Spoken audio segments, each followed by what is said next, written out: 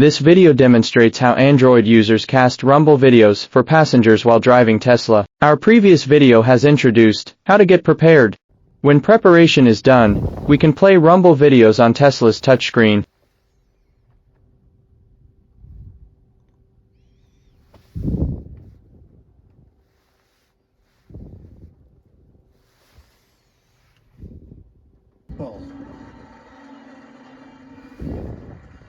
For too long, a small group in our nation's capital has reaped the rewards of government while the people have borne the cost.